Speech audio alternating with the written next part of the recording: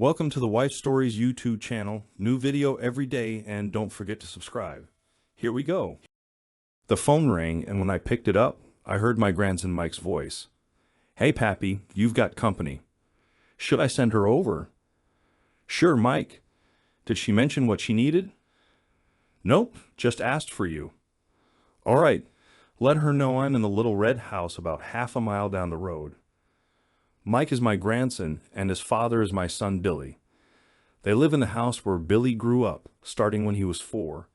We moved there after leaving our old town because it was becoming too unsafe. We later had a daughter, Melissa, who lives 3 hours away with her husband and doesn't visit as often as we'd like.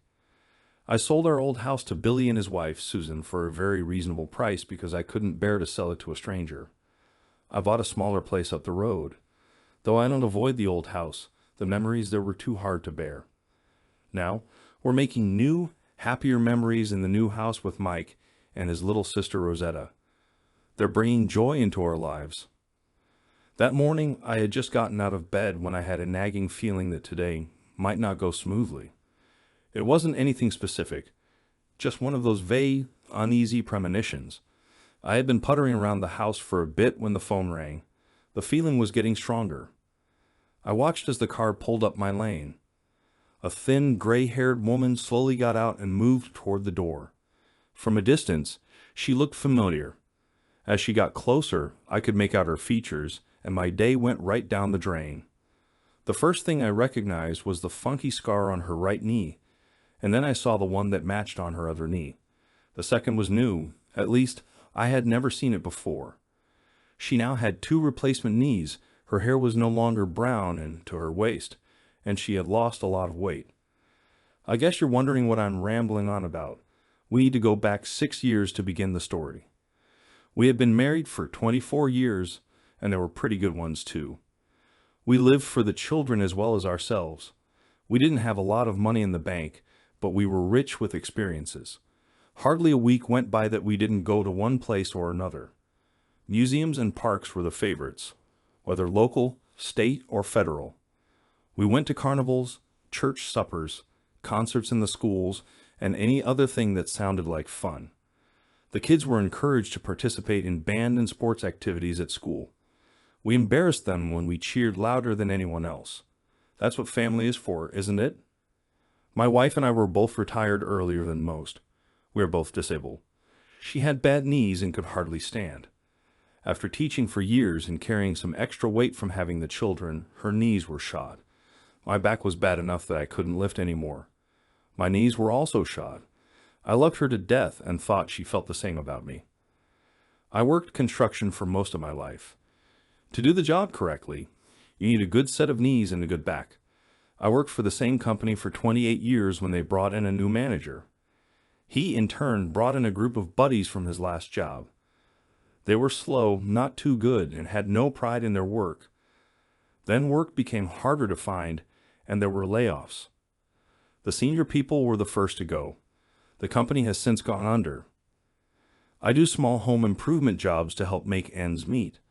The terms are that I will work when I can. I will take a break as often as I want, but the work will be the best available. People like my work and my prices. So I do all right. I even have a waiting list. I put the company in my son's name.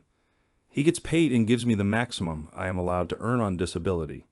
What is left over goes into a school fund for my grandchildren. Well, 6 years ago, we were both retired. One morning, I woke up a little later than normal and walked out to the kitchen to see what my wife was doing. She was not there. I looked in the drive, and her car was gone. I figured she went to the store. I let the dog out and went back into the kitchen. There I found a small stack of papers on the counter. On top of them were her cell phone and rings. I looked at the papers. They were all of her monthly bills. There was no note or anything else to say what was on her mind. I spent a long time that day calling her friends. No one knew anything. I was beside myself with worry. When she had not returned by supper that evening, I called the police and reported her missing. They asked if she had taken anything with her. I looked around and found her medications were gone and some of her clothes. They wanted to know if she had taken any money. I looked at the accounts. There was a recent cash withdrawal of $900 about a week ago. That was it. After the police left, I checked her email account to see if there was any indication as to what was going on. I found none. Facebook showed that some of her friends had recently sent her their addresses. I copied them to give to the police. When she had been gone for a few days, I started to closely watch her bank accounts and saw no activity other than a small amount on her charge cards for the first 3 days, and then that stopped too. The locations of her purchases indicated she was moving to the west. The last activity was in Missouri. I gave the police the information I had and settled back to wait. All I could do was watch her credit card statements, bank accounts, and email. About 6 months after she walked out, the police called and said they found her car at one of the addresses she had received on Facebook. The woman who had the car wanted it removed. It seems my wife visited her and left on the train. She said she would take care of the car later. I brought the car home and parked it in my garage. I drive it every Sunday just to keep it up. It is actually a nice vehicle and a classic. Every day I cleared the spam she got and responded to her friends when they emailed her, telling them she was gone and I would let them know if I heard anything. Soon the only things to show on her account were her monthly bills and what I and the children sent to her. I noticed she didn't take any money out of her bank accounts, but I could see that someone was looking at the accounts every now and then. Our bank lists the last time the account was accessed. About 15 months after she left, I hit the lottery for about $300,000. I paid off all the credit cards in the house, then put the rest in savings. Once a month I sent her an update on what was going on in our lives. I asked her why if she didn't love us, and if she was living with someone else. I guess she read them, but she never responded. After about 18 months, she started to use her cards again. Nothing big though. I could tell by the activity on her bank and charge accounts that she was somewhere near Dallas, Texas, but I chose not to look into it further. After all, she left me and chose to stay away without communicating. She needs to contact me now. I had tried. Every so often, she would charge something and then pay the bill from her bank accounts. All the activity was within 60 miles of downtown Dallas. She now had a nice amount of savings in her accounts. She was getting $1,300 each month from disability and hardly spending $500 in 6 months. There was no indication that she was being paid to work, no tax records or such. After 3 years, I emailed and told her I was filing for divorce on the grounds of desertion. She did not answer. I was awarded the house and contents. In the settlement, I asked that my son take over her accounts. 3 months later, I sold the house to my son and bought the other one. The last regular email I sent her told her the divorce was final. I noticed she read that one but saved it as new. I guess so she could read it over again. For the last 3 years, I have only sent her an email wishing her happy birthday and another to wish her Merry Christmas. I've had a friend named Donna for the last 30 years. She worked at the McDonald's I used to stop at for breakfast. After my wife left, she sold me a wonderful dog that I still have. The dog and I would visit her every now and then. Recently, Donna's husband got very sick and died. One day while I was there for lunch, her friend Mary told me that Donna was lonely and would welcome my company. I asked if she would like to go to dinner and a movie. It soon became a regular thing. Then we started to get the families together for picnics and the holidays. Last year we got married and now live in the little red house. She no longer works and is very happy. It is wonderful to have someone to hold at night again. I never thought I would be lucky enough to find love again. Well, that was the last 6 years or so. The woman walking up my walk looked nervous, as well she should. Donna met her at the door and asked if she could be of assistance. The woman said she needed to speak with me. They came into the living room and sat on opposite ends of the sofa. I introduced my wives to each other. The ex-Anna asked if we could speak alone. I felt the need to tell her that Donna and I are very much in love. Anna nodded, and I saw a small tear form in the corner of one eye. With that, Donna went to fix supper. She was out of sight, but could hear every word. Anna told me she still loved me and missed me. She realizes now that what she did was stupid, her words, not mine. Tears were slowly running down her face. She had been working as a companion for an older woman since shortly after she left. She was paid a small amount in cash by the family. She bought her necessities and put the rest in a shoebox in her closet. The woman recently died. She was given the woman's car and told she could continue to live there for 60 days. She left the next day. She felt a sudden need to return here. I told her that she had 6 years to contact the children or me and didn't choose to do so. The children were, rightfully, angry for being deserted, and my love for her had withered and died for lack of attention. She cried for a bit and then told me she was having problems when she left and didn't think about what she was doing. She wanted to contact us but just never did. She couldn't explain other than to say she was embarrassed, and the longer she delayed, the easier it became to delay even longer. Donna came into the room and said, "The food is ready. Would you like to eat with us?" Donna and Anna talked during supper. Then, to my surprise, Donna invited her to stay for a while until she decided what she wanted to do. Anna wanted to be a part of our lives again, but she was afraid and not sure if she would be welcome. We talked about the treatment she was receiving for her problem. She had been fine for over 4 years now. The woman she was caring for recognized her behaviors as something she went through years ago. She took Anna to her doctor, and he set up a program for her recovery. Anna kept telling me she was sorry for what she had done. Finally, I got to the point where I needed to get away from her before I yelled. I went to bed and left them talking. The next morning, she started with the apologizing again. I walked out the door and went into town for a while. When I returned 3 hours later, Anna and Donna were sitting at the kitchen table talking. They had met less than 24 hours ago and were like best friends now. Sometimes I just don't understand women. As we ate lunch, Dawn told me, "Anna understands why you left earlier and won't apologize to you anymore. Also, Billy and his family will be coming over for supper tonight. Do they know that Anna is here?" "Not yet. Anna will be in her room when they get here. I will explain what they need to know, and then when everyone is ready, she can come out." That evening, we'd all sat down to dinner. There were 7 places at the table. Before we brought out the food, Donna said there was something important we all needed to discuss. There is an extra chair at the table for a special guest this evening. This guest did something years ago that she should not have done and is extremely sorry for it. She asks for your forgiveness and wishes to return to your lives. I'm not going to give you the details or tell you what to do. I'm going to ask that you please listen to what she has to say and welcome this guest as you have welcomed me into your family. Mike looked up and almost shouted, "I bet it is that lady who is looking for Pappy. I saw her car out by the barn." Billy asked, "Who is this guest?" I could see the anger in his face. Just then, Anna walked into the room behind him. The room got quiet. Billy turned around. He tried to get up, but his wife refused to let go of his hand. He just turned back and stared at his place at the table. Susan spoke quietly.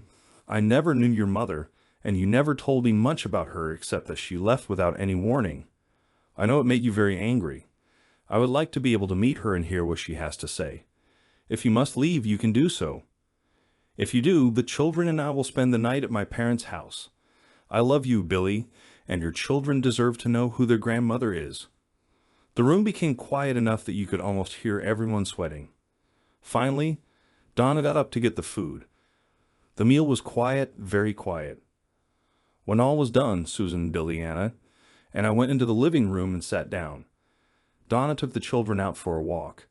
As they went out the door, she turned and said, "Don't make a mess of my house. If you do, you will clean it up, and I don't want any dead bodies." After a minute, I started to speak. "Anna, we were all hurt by your actions. You just up and left. You never talked about any problems. For all we knew, you ran off with another man." She turned to Billy and said, "I will only say this part one time. I am truly sorry for the grief I caused you. I wish I could take it all back, but we cannot change what has happened. We can only try to resolve any differences and try to continue living. I have always loved you, your sister, and your father. There has never been any other man. I only have myself to blame for all the hurt and anguish. I hope I can make it up to all of you somehow." Billy was fuming now. Anna continued, "I was having some medical problems that didn't allow me to see things as they really were. I saw myself as old, crippled, and unattractive. I thought, how could anyone love me the way I am? I ran rather than doing the right thing. I was a coward. I have regretted my decision almost from the beginning, but I was too dense to allow myself the opportunity to correct my mistake. I love the times all of you wrote to me. I cried as I read each letter, especially when you got angry and told me you didn't love me anymore. In fact, I have printed and saved every letter. I still love all of you and pray that you will allow me to be at least a small part of your lives again. I pray that we can be family again, but I will not push it if you choose not to. I know that Dad and Donna love each other very much, and I will never do anything to cause them any problems. I guess that the loss of his love will be my punishment until the day I die. I had never spoken to anyone about exactly how I was affected by her leaving. Donna had a good idea about my thoughts. I remained quiet and allowed them to continue. Billy was not gentle with the response. He told how he was not able to trust any woman until Susan came along and slowly drew him out of the rage he felt. He blamed any and all of his woes on her leaving like she did. Many of them were not really Anna's fault, but it was easier to blame her than himself. He had not spoken to me about how angry he was. I was astounded by the depth of his feelings. After he finished his ranting and raving, Anna looked up at him and said, "I deserve all of that, don't I?" She then walked over and hugged him lightly. Rather than allow the anger and hurt feelings to explode further, I suggested that we take a break and meet tomorrow evening to talk further after we've had a chance to mull over the words we had heard and spoken. We broke up. Billy and Susan went home, and Anna went to her room. Before Donna came home, I called Melissa. She was out at a meeting. I told her husband to let her know that Anna had returned. We talked for a bit about it. He asked how I felt about it. I told him I was still not sure. Donna came back into the house about 30 minutes later. She asked how it went. All I told her was, it was really rough. We went out to the swing to watch the moon rise. As we headed for bed, we passed Anna's room and heard her sobbing quietly. The next morning at breakfast, Anna said, "I'm not sure that I have done the right thing by returning here." Donna looked her straight in the face and told her, "Well, the worst is over. If you leave now, you will never be able to return, no matter how badly you want. The family is in an uproar because of you. You owe the family the opportunity to come to grips with this issue. I repeat, if you run again, you will just make it even worse. If you do that to my family, I will never forgive you." Wow, I thought. Donna, can we pack a picnic lunch? I would like it if all of us go to the park and talk about this further. We need to be in a neutral place. I've had time to think about things for a bit and have made a few decisions I feel might be worthwhile. Donna headed to the kitchen to make sandwiches and pack the lunch. Anna asked if she could please assist. Donna thought it would be a good idea. As they worked, they talked. Donna bounced a few ideas around to see if they might work. When we were ready to go, I brought out the car Anna left in 6 years ago. She cried when she saw it. At the park, we sat overlooking the lake and talked about our feelings, wants, and needs. We took turns talking in different pairs and as a trio. While we were talking as a pair, Donna said that she thought we might be able to allow Anna to move a mobile home onto the back of our property so that she could be near. That way, she wouldn't be under the same roof as us. It would show we supported her returning. Before we had started talking, we resolved that we would not make any formal plans today. We would just bounce around ideas and think on them for a while. On the way back, Anna asked if she could cook dinner this evening. Dawn agreed as long as she could help. When we got back, Anna asked Dawn to reach way down between her seat and the drive shaft hump, all the way down to the floor. When she did, she pulled out an envelope that was yellowed with age. It was addressed to me. I wrote that the first night after I left. "I'm sorry that you didn't find it on your own," she said. "Please sit down and read it together." Then she went to her room. Donna read the letter aloud. "Dearest Patrick, I pray that you are in good health and have found this letter as early as possible. I love you more than words can say. How you can love an old, unattractive person like me, I will never understand. I had to leave so the family would not be burdened anymore with all of my health issues. This is nothing that was caused by anyone in the family, and I have not run off with another person. I thought this over for a long time, and I regret that this is the only way I can find to solve the problem. I will miss you all terribly. Please remember me when I was young, healthy, and not as unattractive as I am now, and know that I only do this because I love you so much. I do not know where I will end up. If you find me and bring me back, I will just need to leave again. I love you all with my entire heart and wish there was another way. Give the children extra hugs and kisses for me. Your loving wife, Anna. Donna said, I can see the spots where she cried as she wrote this. Then she folded the letter, put it back in the envelope, and handed it to me. We sat silently for a long time. There were fresh tear stains on the outside of the envelope. I don't know what Donna was thinking. I was thinking that she and I might never have gotten together if I had found the letter sooner. As much as I loved her, it hurt to think about that. I was still lost in thought when she got up and went to get Anna so they could start dinner. I fell asleep and woke as Rosetta climbed into my lap to give me a big hug and kiss. I looked to my right and saw Billy holding the letter. He had picked it up from the floor. I told him he could read it if he wanted to. Rosetta asked, Pappy, is that lady really my grandma? Do I really have 3 grandmas? She is your daddy's mother. Yes, you have 3 grandmothers. Pappy, can I love her just like the others? If you choose to, you can love her as much as you want. Thanks, Pappy. After she climbed back down, I looked over at Billy. There were tears streaming down his face. He had just finished reading the letter. His face was bright red with anger. I said, Billy, let's go for a walk down to the barn. Donna looked out and nodded her head to agree. We went out the front door and walked the long way to the barn. We just walked slowly. He wouldn't look up from the ground and spent a lot of energy kicking the rocks in the path. After we turned to go behind the barn, he let out a long sigh. How can she be so foolish? He yelled. That is the worst reason to walk out like she did that I've ever heard of. Actually, what she did is not that uncommon for a person who is diagnosed as manic depressive. The mind gets very confused and tricks the victim into believing all kinds of things. Some people get violent or hide. Others, sadly, think leaving or disappearing will solve the problem. When the victim gets the correct treatment, they can function in a normal manner. Why? Why didn't she return when she was better? My best guess is she was scared and confused. She had done the one thing a loving mother would never do. She abandoned her children. She didn't understand why or how she could do this. At the same time, she had a new family situation. I think she felt she had a debt to repay to the lady she was caring for. But what about her real family? She had an obligation to us too. She could have contacted us and let us know she was okay. In her confusion, I bet she was concerned that we would take her away from her friend. You notice she returned as soon as that obligation was over. Billy was noticeably calmer now. He was still confused, but most certainly more than when we started. I could see and feel the conflicts waging in his mind. I had many of the same thoughts. We walked in circles and talked until Mike and Rosetta came running around the barn, yelling that supper was ready.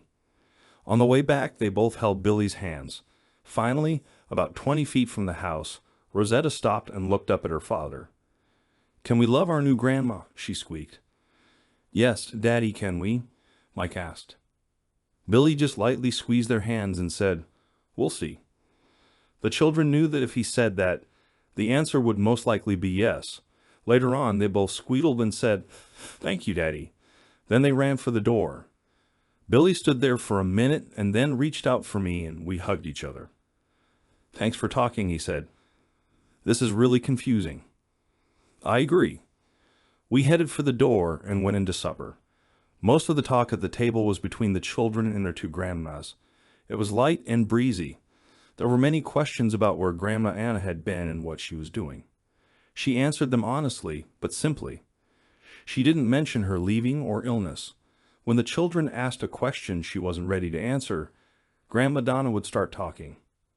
When supper was over and the dishes were done, Donna took the children for a walk. Back home, the 4 of us sat down to talk, like we did the night before. The conversation was a lot lighter and much more productive. Billy told his mother that after reading the letter and talking with me, he understood how she was thinking, just not why she thought that way. Anna looked at me and said, That letter was for you. How could you share it? You didn't tell me not to share it with him. Besides that, I would have shared it if you hadn't returned. You abandoned him too. It helped him understand more than any words I could come up with. I'll share it with Melissa too, if I think it will help her." The phone rang. Susan said she would get it. From her end of the conversation, I understood that it was Melissa on the other end. Susan told her we were all talking. If I came to the phone, it might slow the progress we were making. She found the letter on the desk, walked over to the door where only I could see, and held it up, pointed at the phone, and shrugged. I discreetly nodded and continued with the conversation. Susan read it over the phone to Melissa. They talked on the phone for a while. Finally, Susan came back into the room. Anna looked up at her, but we continued talking. There was a lull in the conversation. Susan said, "That was Melissa. She will be here on Friday evening. She and her family will stay at our place, and she wants to talk with you on Saturday morning. She was very upset until I read her the letter you wrote. I checked with Pappy before I read it to her. I may have overstepped my boundaries, but I sent her a copy by email." She cried when she saw it for herself. The meeting was essentially over. We had agreed we would not make any decisions tonight. "Let's see what happens with your mother and Melissa on Saturday, and we will hold another meeting on Sunday to make some decisions," I said. While we were talking, it had started to rain outside. I told Billy to take my car and let Donna drive it back home. When Donna arrived, she looked hopefully at me. It was a lot better tonight. Billy understands much better after reading the letter and going for a walk. I am not sure where his mind is going to go with this. I hope he can forgive her. She was a wonderful mother to them. I would hate to see it all fall apart. The rain had stopped, and the clouds were starting to lift. We opened the curtains and turned out the inside lights. As we were watching and cuddling, Anna walked quietly into the room. "I'm sorry to bother you. Thank you for today. Good night." Before we could answer, she was gone again. Later, as we went to bed, we heard her lightly snoring when we passed her room. The next morning was bright, sunny, and cool. The rain had dried, and everything looked clean and new. I love to go for walks on mornings like this. As I walked down the road, I thought I saw movement in the front curtains at Billy and Susan's house. I looked again and saw nothing. At the store, where I stopped for a drink, my cell phone rang. It was Melissa. She asked if I was doing all right and about 100 other questions.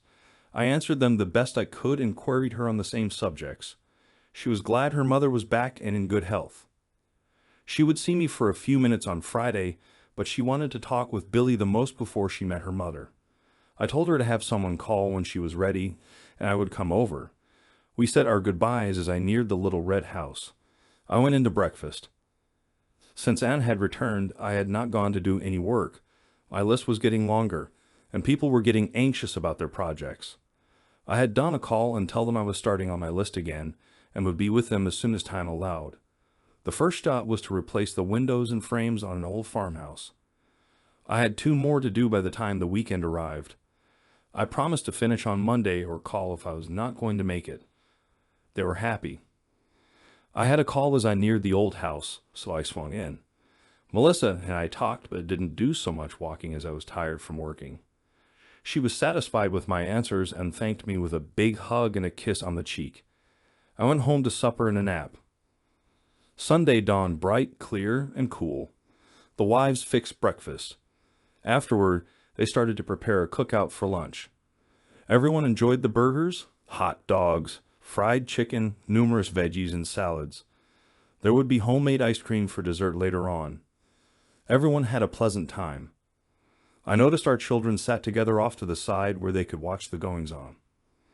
After the meal, Donna took the grandchildren out for another walk. We all sat in the living room. Anna started out apologizing to Melissa for her sudden disappearance. It was pretty much the same as the other times. Melissa smiled, came over, and gave her a hug. "You have missed too much from our lives. You missed some wonderful times. You missed some not-so-good times, and you were the cause of some terrible times. I have missed you greatly in my life. If you are truly here to stay, you are welcome to return." Then they let go of each other and sat down side by side on the sofa. Billy spoke next. "I was reluctant to accept your story at first. You can thank Melissa for pointing out a great many things to me. The letter you wrote did help me decide I want you in my life again. With the understanding that you are here to stay, I will not allow my family to go through the same anguish I went through." He walked over, hugged his mother, and sat on the other side. That left me. "You said it better than anyone else so far. Your actions have cost you the love and companionship of the one who meant the most to you. As I told you first, Donna and I love each other very much and will not separate for any reason. You are welcome in our lives as a longtime friend and former love. Do not expect to be treated in any other way. We will see where the road is going to take us. The property here is large enough, and I have the building right that will allow you to move a mobile or modular home onto it. It will be on the far side of the property on the road that runs behind us. You will be responsible for supplying the dwelling, the well, and septic, and having the utilities run in. In addition, you will be responsible for all of your own utilities. If this is acceptable to everyone, we can start with the permits this week." I turned to Melissa and said, "I still have one more building right. If you choose to return to the area, we can still put you here too, if that is your desire." The plan worked well. Anna was moved into her new home by the time fall arrived. 1 year later, Melissa and her husband, daughter, and newborn son built a small home on the back of our property. Moving on about 10 years, everyone has settled down into a peaceful, loving existence. Donna and Anna are best friends. They do everything together. I have slowed down even more with my work, although there is more than I can handle at any time. We now have 6 grandchildren, and each of them is loved. We just got back from our yearly checkups. Donna has not been herself lately. She gets tired easily and sleeps later in the morning. They ran all kinds of tests. The results will be in next week.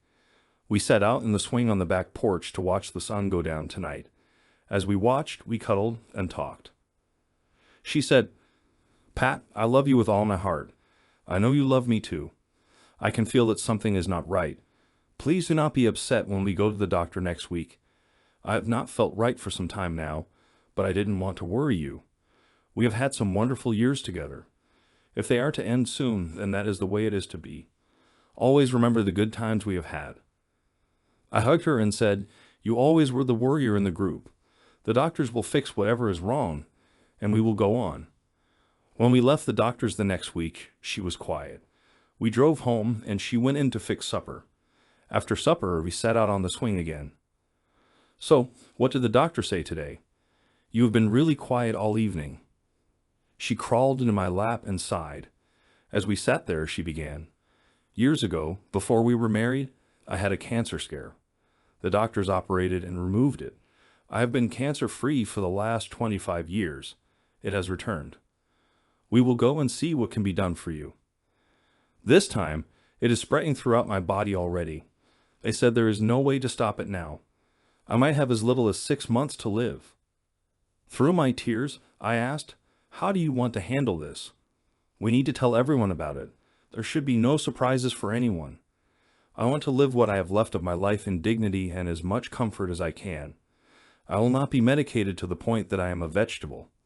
As long as we are able, I want to see and do new things. I want my family to be near me and know how much they are loved.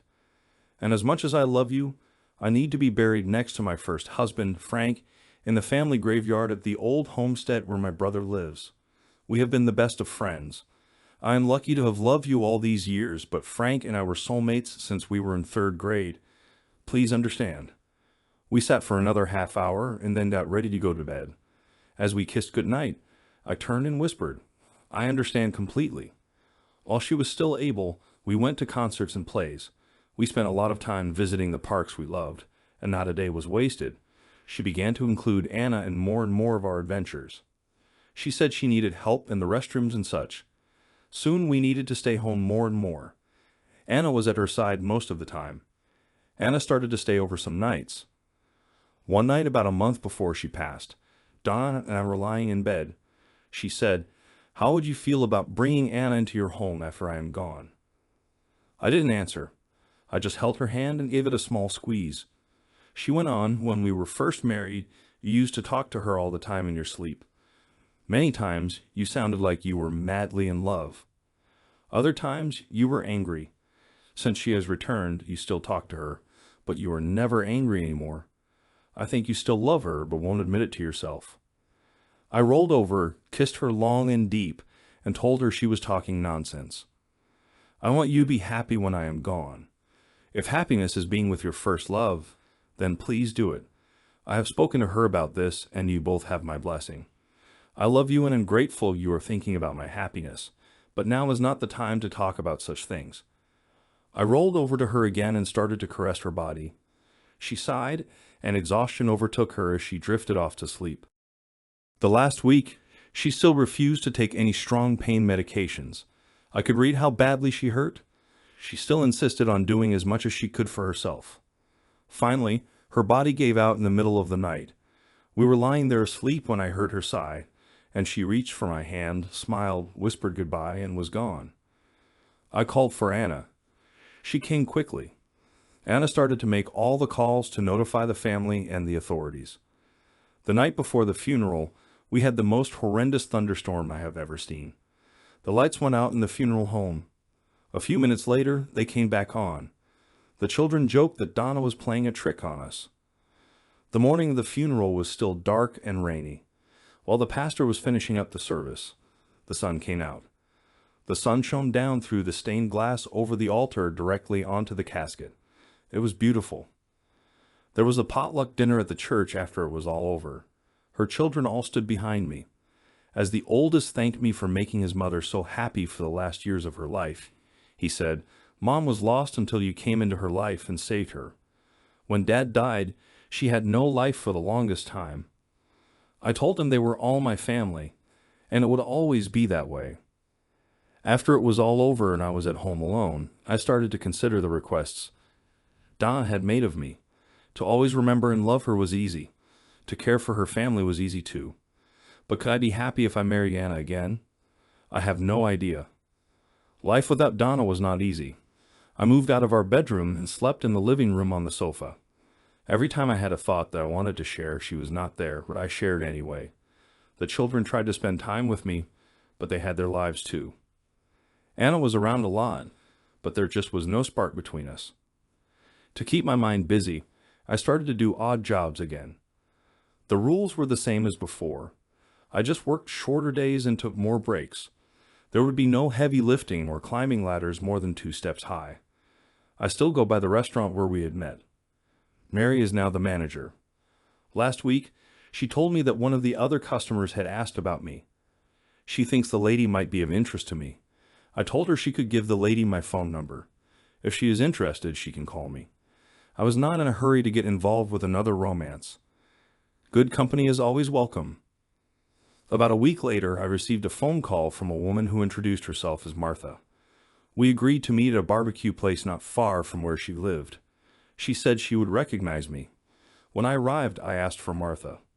The woman they took me to was a beautiful strawberry blonde. She stood, and we shook hands. Lunch that day was a dream come true. We talked for hours about our likes and dislikes before we finally needed to clear the table for others to use. I paid and left a nice tip for the waitress to compensate her for the time we tied up the table. We walked around the nearby park for another hour before we separated. I got her phone numbers and address so we could go out to dinner and a movie on Friday. Saturday, we went to a park for a picnic. The food she prepared was beyond any expectation I ever had. We talked about our former spouses. She was divorced 10 years ago when she caught her ex cheating on her. I told her about Anna and Donna. She remembered Donna from the restaurant and had wondered who she had married. She said Donna was on cloud 9 for the few months before she married and left her job. Now I see why, she said. We are not a couple yet, but we are spending time together an awful lot. I think there is something stirring in my heart. Anna met a gentleman who works part-time at the local one-stop store. They seem to be good for each other. I guess time will tell. Donna has sold me a delightful puppy a few years before we were married. I now have that puppy's great-great-granddaughter living with me, as well as my other dogs. The current dog, Lovely, is as good a cuddler as all her ancestors that I have owned. I think there is something in their line. Donna died last year from a reoccurrence of cancer. I still miss her and cannot bring myself to sleep in our bedroom. She thought that Anna and I would get back together. Something was missing, and it just didn't happen. Since then, I have been introduced to Martha. She is a beautiful strawberry blonde and a bit younger than me. We are dating and considered a couple around town. I love her and someday might marry her. I need to be sure she can deal with the memory of 2 wives, one of whom lives 800 feet behind me and is a regular part of our family life. There is also the consideration of our age differences. I am not worried about that. I doubt I will wear her out too soon. Meanwhile, I am working on building an addition to my little red house. Mike, my first grandson, has been working with me and is learning quickly how to do the job correctly. I told him, learn how to do the job well. Then as you get more experience, you will become faster. Anyone can do a bad job fast. The key to getting jobs and making money is to do it once the correct way. Every time you need to correct something, it costs time and materials.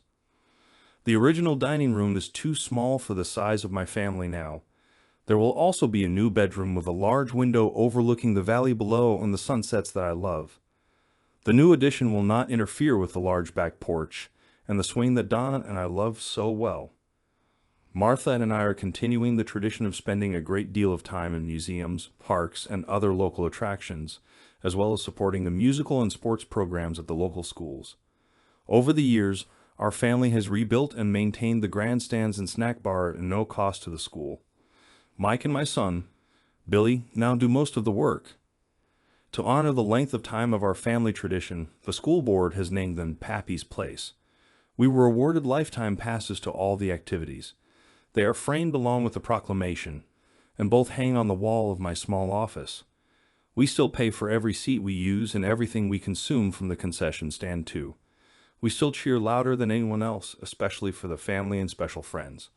Remember, that is what family is for, to support and cheer for and embarrass the ones they love. We do it well. Martha has no real living family anymore. The only living relative she has is her mother's brother. He is old, senile, and very feeble now. I take her to visit each Sunday afternoon. She divorced her first husband before they had any children. My family has accepted her, and she loves to spend time with us. She asked to take her turns doing childcare and is called on often. We were having a late warm spell in the fall and were walking around the lake holding hands after another family picnic. As Martha and I approached the waterfall at the end of the lake, we sat down and talked for a while as we always do. I held her hand and turned to look into her eyes. They shone and sparkled. I could see her love for me. She wouldn't give me a kiss on the cheek. I turned my head and we kissed on the lips for the first time. She blushed for just a moment, and we did it again. This time was longer, and we hugged too. When we broke apart, I held the ring in the palm of my hand. She gasped and held her hand over her mouth. I said, I love you with all my heart. I have a special place in it for you and would love it if you would consent to marry me.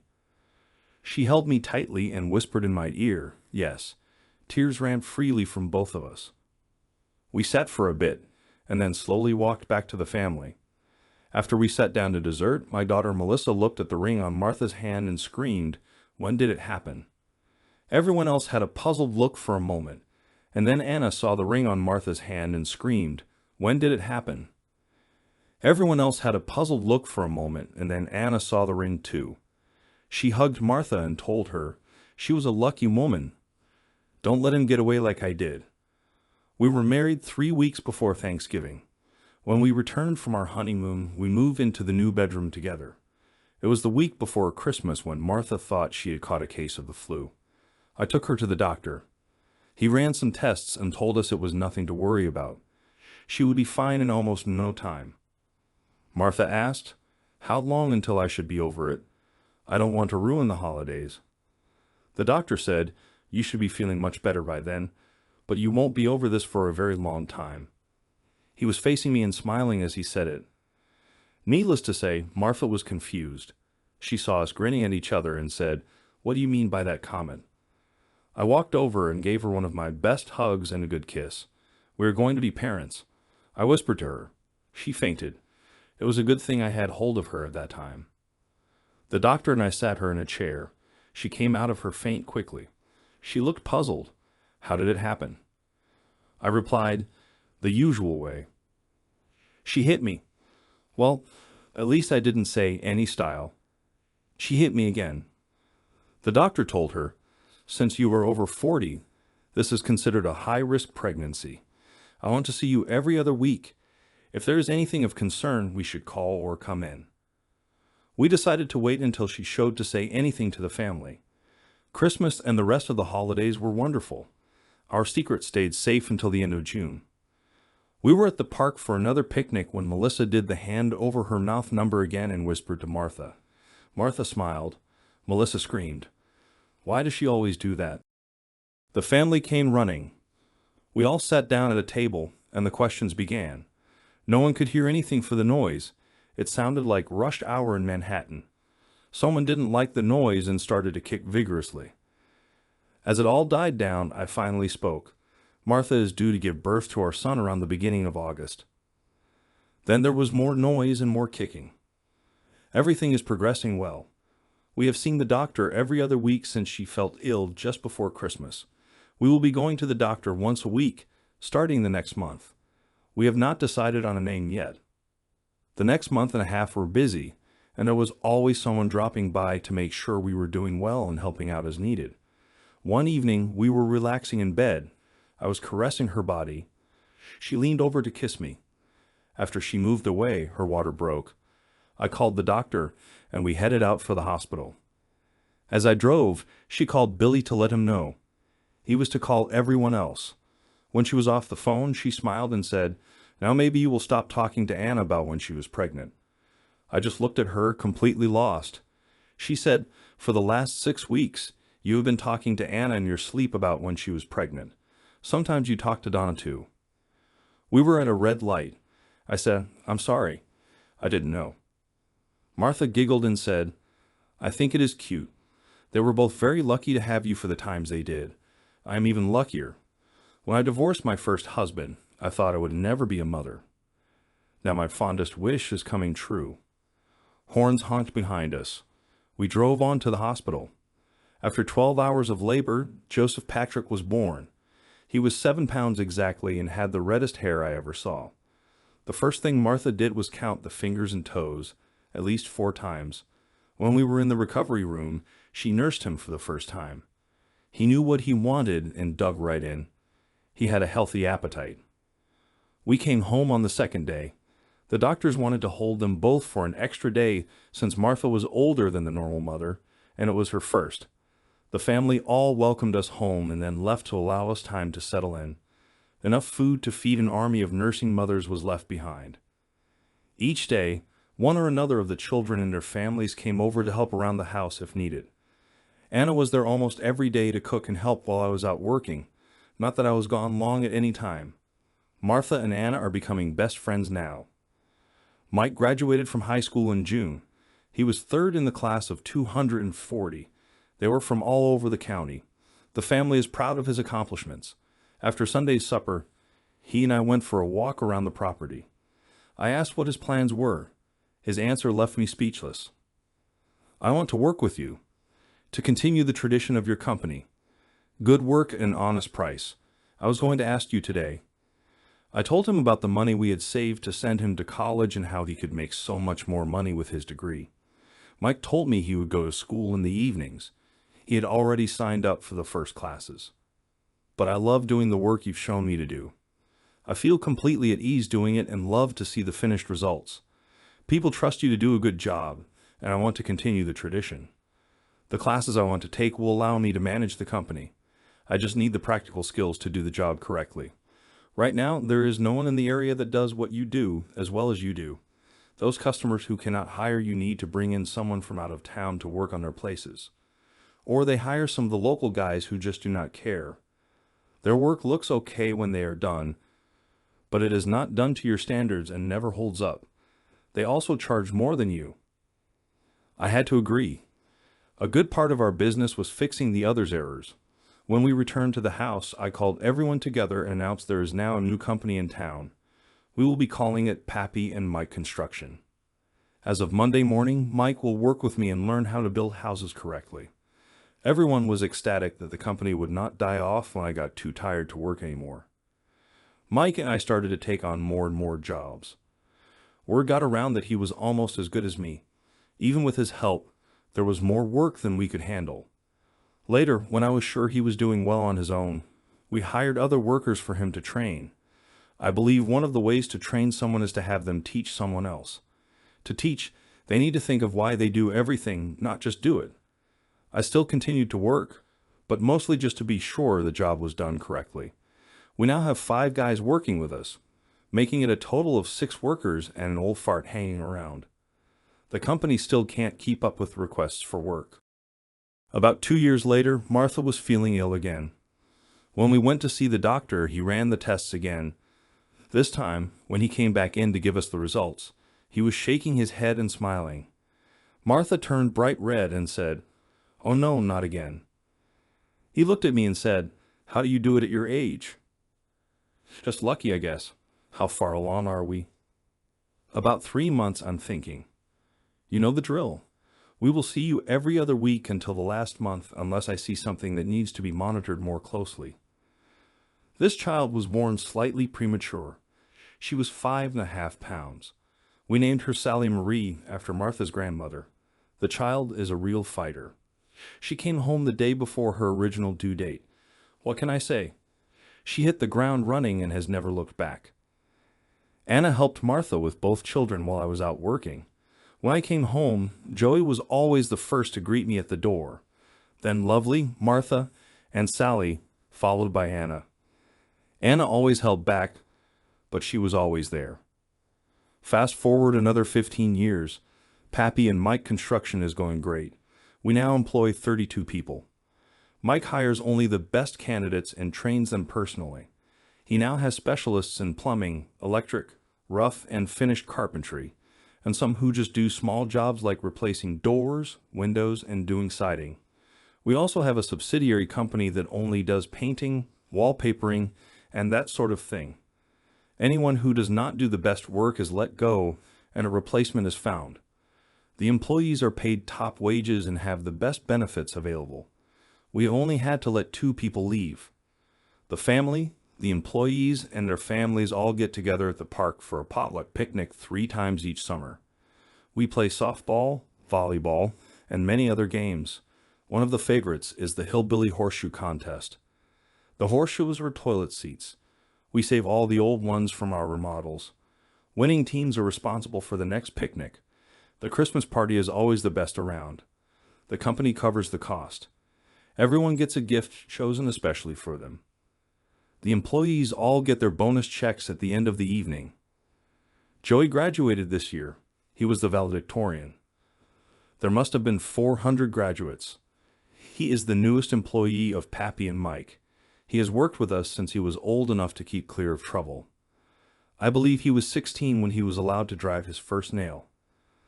That does not include the times he helped me with projects at the house or worked with his brother Billy on the grandstand at the school. Yep, we still do that too. He mostly did go for work around the sites until he turned 18. The next Monday, he was a part of the crew. Sally is a junior next year. She is top in her class too. She always helps me work on things around the house. She especially likes to help with electrical stuff. She wants to be the first female on the crew. If she has her way, it will happen. She took her turns as the gopher too. Martha and I spend a lot of time in the swing watching the sunsets over the valley. The bedroom Donna and I shared is now a guest room. I rarely go into it. It remains much the way we shared it. Joey and Sally always had the 2 smaller bedrooms. Anna still lives in the house behind us. She and Martha are best friends. When the family goes to events at the school, we make sure we take her. Out of the entire family, she cheers the loudest. I am retired completely now. Every now and then, I show up at the sites with Martha on my arm and boxes of donuts or pizza for the crew. We do not stay long. Last year, Mike had to deal with his first customer complaint. We went out to look at it together. It was not really a big deal, but the customer was right. The next day, Mike called a meeting of the crew that worked on that job. He told them the schedule was tight. They would need to fix it on Saturday. They would be paid overtime for their efforts. Late Friday evening, the customer called Mike to say he was satisfied. It turns out the entire company showed up to fix the issue and also did a lot of other projects around the house for our customer. He said the response was a little more than he expected. The crew dug his garden, planted and mulched a large flower bed for his wife, washed all the windows, and painted all the trim on his house. The only thing he had complained about was a dimple on one wall in a new addition. Each of the men shook his hand and apologized for the error when they were done. The costs were contributed by the crew. The next day, when the entire crew showed up for work, they were told to call their families and tell them to come to the park that afternoon for a picnic. No potluck, all company paid. Most of the wives brought dessert just because. Just after New Year's, Anna had a stroke. It was not really bad, but she could not stay by herself until the doctors cleared her. Martha insisted that Anna move into the guest room. Anna insisted she should not do that. Martha won the little squabble. I think Anna wanted her to. Anna is doing much better, but she walks with a slight limp. Before she moved in, Mike sent a crew to build ramps on the little red house so there was no problem getting her in. They also put grab bars in many places and a new, larger, handicap-equipped shower in her bathroom. The crew worked almost 14 hours, but they swore they only worked for 8. The entire company and their families came around and supplied a picnic dinner the day she returned home. Anna, Martha, and I were talking the other evening. We are very pleased with how our families turned out, including Donna's brood. They are always included at each family activity. In fact, Mike has hired 5 of her grandsons. 2 of them are crew leaders, and the others will most likely get there too when they get the seniority. Martha is now 65. Anna and I are in our 80s and know that we are lucky to have had the lives we did. Anna never found another fellow, and every now and then tells me how sorry she is for leaving me as she did. I jokingly tell her in a stern voice, "Will you stop that?" Then everyone giggles. Sally graduates from high school next month. She will be valedictorian. The next Monday, she starts on the electrical crew as an apprentice. She couldn't be happier. We now have 5 great-grandchildren. The youngest is in kindergarten. We expect another group in the next few years when Joey and Sally start their families. Joey married his high school sweetheart last year, and Anna sold them her home for a song. They don't have any children yet. They do have Lovely's granddaughter. She is called Sunshine. She is a great cuddler too. Anna now lives with us permanently. She has her own swing on the back porch now, and she frequently joins Martha and me as we watch the sunsets.